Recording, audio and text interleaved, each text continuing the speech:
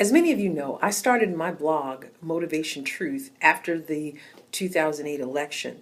And the reason why I called it Motivation Truth is because I felt like after what went on during the election, where there were so many falsehoods and so many lies and so many smears, that I wanted to stand up for what was right and for what was true. And so my commitment has been to the truth and to the facts. And when you think about politics, when I think about politics, I'm more interested in principles and I'm more interested in truth than I am in party. And also, I'm more interested in truth than I am in emotion. And right now in our country, many of us are very concerned about what has been going on, about the Zimmerman trial. That's obviously a source of conversation for so many people. And I feel in that situation, emotion has dominated many people, and it has blinded people to what the truth is. And we are emotional people. God made us to be emotional people. And there's nothing wrong with being an emotional being. The problem is that when we allow emotion to rule us, then we don't see things clearly. We can't allow emotion to get in the way.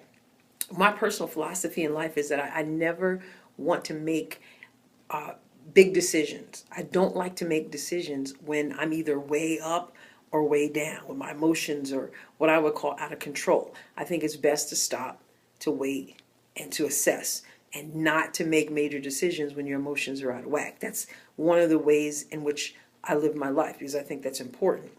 It's extremely important. Some people like to say things like, follow your heart.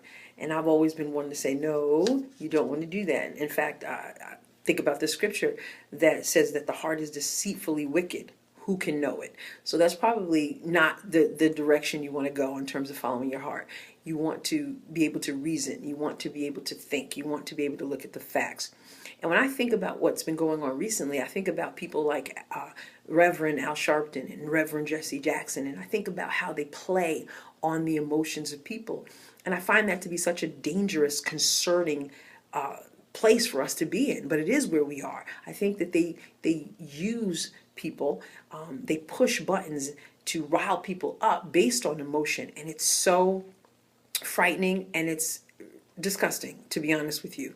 Their actions, I think, much of the time are unfair and they're unjust, and I think that they must be held responsible for what comes of their actions. They concern me, they bother me, they annoy me, and I could go on and on. But the bottom line is that we as individuals have got to take personal responsibility for how we respond to people like Reverend Jackson or Reverend Sharpton. And we have got to be people who are more committed to truth and more committed to facts than we are to any agenda, any desire to play on people's emotions. We know that the Sharptons and the Jacksons of the world would lose their relevance if people actually did look at the facts and called them out on their race baiting, which is what I see from them, a desire to remain relevant at the expense of the emotions, at the expense of the heart, at the expense of the pain of people, and I think we're better than that. And I feel that in this country that we are more divided than we've ever been. And my desire is to see us that even in the midst of tragedy, that we can be people who can function on what real truth is.